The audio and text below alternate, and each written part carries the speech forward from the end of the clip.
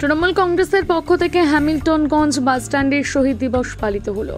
যে সমস্ত তৃণমূল নেতা ও কর্মীরা কলকাতায় 21শে জুলাই সমাবেশে অংশগ্রহণ করতে যায়নি, তারা এদিন হ্যামিল্টনগঞ্জ বাসস্ট্যান্ডে আয়োজিত শহীদ দিবসে অংশগ্রহণ করে।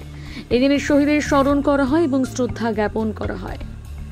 দাদা, কি কর্মসূচি ছিল আজকে? আজ আমরা আমাদের হ্যামিল্টনগঞ্জ বাস স্ট্যান্ডে তৃণমূল কংগ্রেসের যে 21শে জুলাই শহীদ দিবস, আমরা এই বাস স্ট্যান্ডে আমাদের এই শহীদ বেদিতে লতাবাড়ি অঞ্চল তৃণমূল কংগ্রেসের সহযোগিতা এবং লতাবাড়ি অঞ্চল তৃণমূল ছাত্র পরিষদের পরিচালনায় আমরা পালন করলাম। আমরা আমাদের যে 13 জন শহীদ 1993 সালে মমতা বন্দ্যোপাধ্যায়ের নেতৃত্বে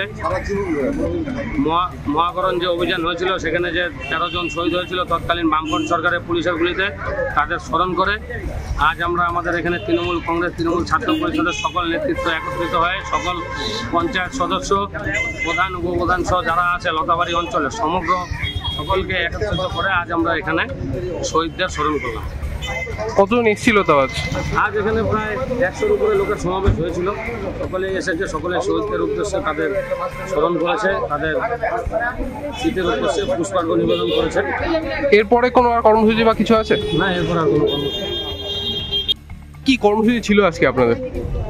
আজকে কর্মসূচি এটা আপনারা সবাই জানেন যে গোটা পশ্চিমবঙ্গের এটা কর্মসূচি 21শে জুলাই।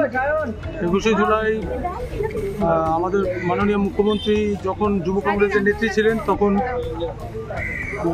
সচিত্র পরিচয়পত্রের দাবিতে মহাকরণ অভিযানের সময় যে 13 জন বর্বরচিত সিপিএমের যে আক্রমণে 13 জন তরতাজা ছেলে প্রাণ হারিয়েছিল, এই প্রতিবাদে প্রতি বছর কলকাতা ধর্মতলায় গান্ধীমূর্তি পাদদেশে একটা বড় জনসভা হয়ে থাকে। তারই একটা অংশ আমরা এখানে করলাম। প্রতিবার এখানে তৃণমূল